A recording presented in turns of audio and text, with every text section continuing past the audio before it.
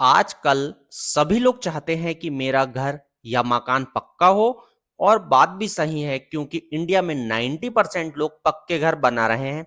और जब आपका पड़ोसी भी पक्का घर बना ले तो फिर घर अच्छा बने, ये सोच तो सभी के दिमाग में आती ही आती है। तो इस वीडियो में मैं आपको पड़ोसी से अच्छा घर बने, सुंदर भी हो और मजबूत भी, ये जानकारी देने वाला हूं। चैनल पर नए हैं, अभी तक सब्सक्राइब नहीं किए हैं तो सब्सक्राइब करके बेल आइकॉन को और नोटिफिकेशन को दबाकर ऑन कर लीजिए, क्योंकि इसी तरह की वीडियो आपको इस चैनल पर हमेशा मिलती रहेगी।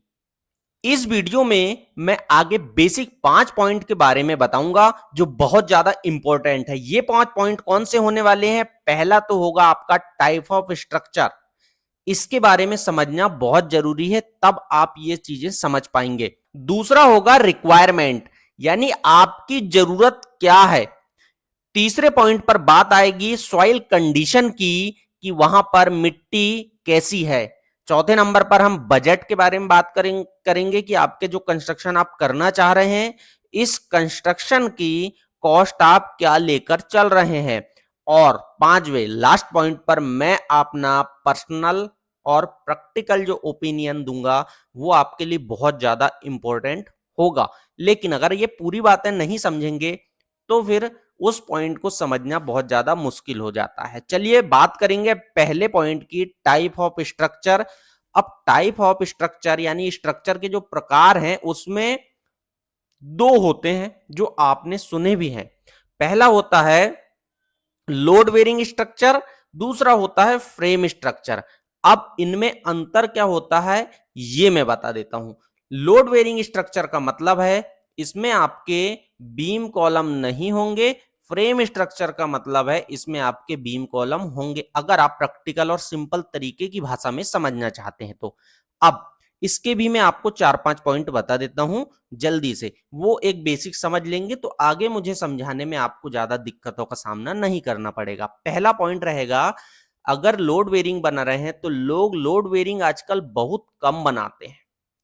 और फ्रेम स्ट्रक्चर आपने हर जगह देखे हैं, जहां भी स्लैब होगी बीम कॉलम के बिना कोई भी घर नहीं बनाता। अब वो क्यों और ऐसा क्यों करता है, क्यों बनाता है, ये शायद बनाने वाले को भी पूरी जानकारी नहीं है। दूसरा पॉइंट है इसमें प्लानिंग और डिजाइन की फ्लेक्सिबिलिटी नहीं होती, यानी लोड बेरिंग कोई बना रहा है तो उसे एक क्राइटेरिया के अंदर रह के काम करना होता है। अब वो क्राइटेरिया आपको नहीं, एक अच्छे कंसल्टेंट को, सिविल इंजीनियर को या आर्किटेक्ट को पता होता है। दूसरा, फ्रेम स्ट्रक्चर में ऐसी कोई बाउंड्रीज या बाउंडेशन नहीं होती, वो कुछ भी कर सकते हैं डिजाइन में, जो आज के समय में इतनी सारी टेक्निक्स आ गई हैं। तीसरे पॉइंट पर है भूकंप झेलने की क्षमता लोड बेरिंग में कम होती है और फ्रेम में ज्यादा होती है। लेकिन ये डिजाइन अगर कोई इंजीनियर कर रहा है तो वो लोड लगाएगा, उसके अकॉर्डिंग ही पता चलेगा कम या ज्यादा। अगर मान लीजिए यहां पर आपने इंजीनियर रखे ही नहीं है, आर्किटेक्ट रखे ही नहीं है, तो फिर आपका लोड बेरिंग भी ज्यादा मजबूत हो सकता है। जरूरी नहीं है कि आपने बीम कॉलम दिए हैं तो वो बहुत ज्यादा मजबूत होगा।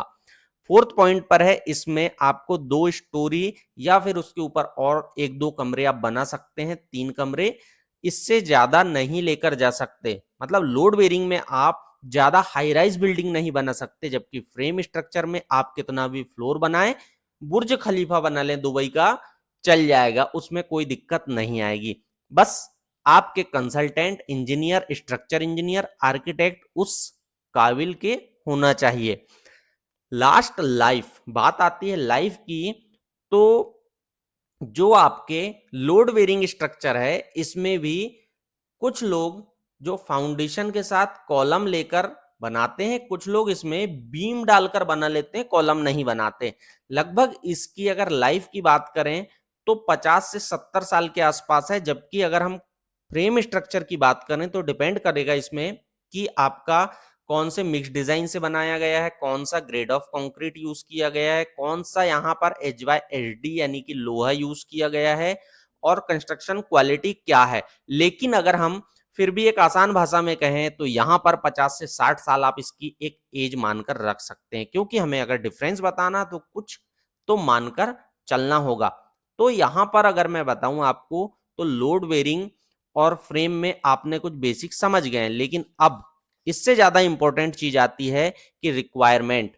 आपकी रिक्वायरमेंट अगर मान लीजिए सिर्फ जीवन में 2 फ्लोर बनाना है, कि मुझे ग्राउंड फ्लोर और फर्स्ट फ्लोर ही बनाना है, इसके ऊपर नहीं बनाना है, तो आप फिर फ्रेम स्ट्रक्चर पर जाते हैं, जो कि जबरदस्ती होता है।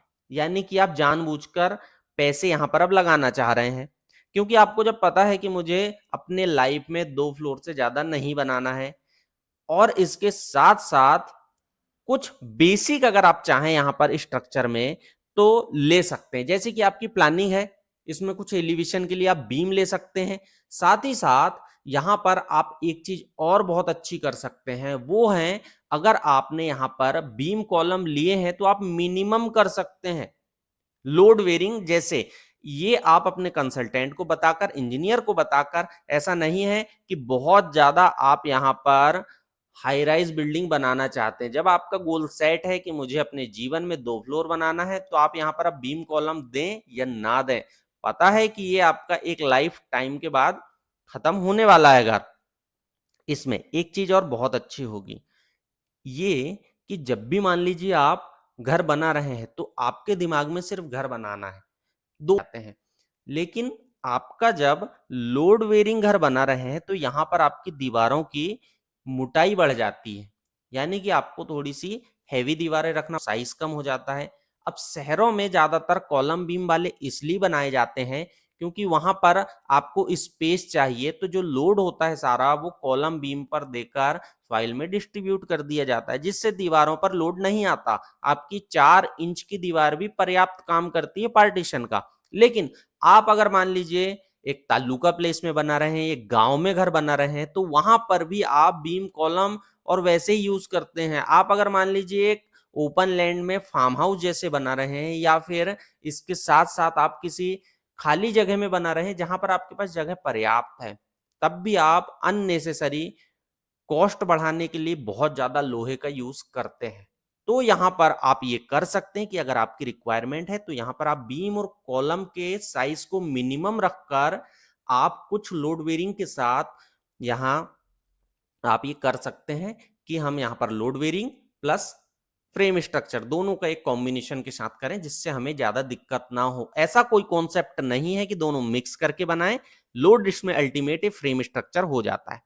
तीसरा, सॉइल कंडीशन सबसे ज्यादा इंपॉर्टेंट है। सॉइल कंडीशन, अगर मान लीजिए यहां पर ब्लैक कॉटन सॉइल है, या फिर मिट्टी की कंडीशन आपकी बहुत ज्यादा हार्ड है, तो आप आंख बंद करके बिना किसी दिक्कत के भी लोड बेरिंग बना सकते हैं। कॉलम और बीम से घर बनाना बिल्कुल भी यहां पे फिर बेवकूफी हो जाती है। लेकिन अगर आप कम पैसे में भी घर बनाना चाहते हैं, तो थोड़े बहुत चाहे तो दे सकते हैं, अदरवाइज आप कॉलम बीम हार्ड मिट्टी है तो ना दें। ये मेरा सिंपल सा कहना है। और यहां पर अगर मान लीजिए काली मिट्टी, तो फिर आप फ्रेम स्ट्रक्चर के साथ जाएं। यहां बात आती बजट की, तो बजट आपका जो है, अगर आप बिना बीम कॉलम के, तो इसमें लोहा और सीमेंट कम लगता है, जिससे बजट आपका कम आता है लोड बेरिंग में, यानी बिना बीम कॉलम के। और फ्रेम अगर आप बनाते हैं तो इसमें कॉस्ट बढ़ जाती है। लेकिन कुछ उसके भी एडवांटेज है। अगर आप कमेंट्स करेंगे तो दोनों के डिफरेंस जो है हम बहुत अच्छे तरीके से आपको समझाने की कोशिश करेंगे एक वीडियो में। लास्ट बात आती है कंक्लूजन की, यानी फाइनल की, मेरा प्रैक्टिकल एक्सपीरियंस क्या कहता है इस बारे में। तो चलिए वो बता देता हूं मैं। इतनी सारी बात सुनने के बाद मेरा प्रैक्टिकल एक्सपीरियंस ये कहता है कि अगर आपको पता है कि मेरे पास पैसे है नहीं, मेरे पास एक घर बनाने के लिए 15 ही लाख है और मुझे उसमें सब कुछ कराना है, तो फिर अननेसेसरी आप इसमें हैवी बनाने के चक्कर में अपने जीवन में।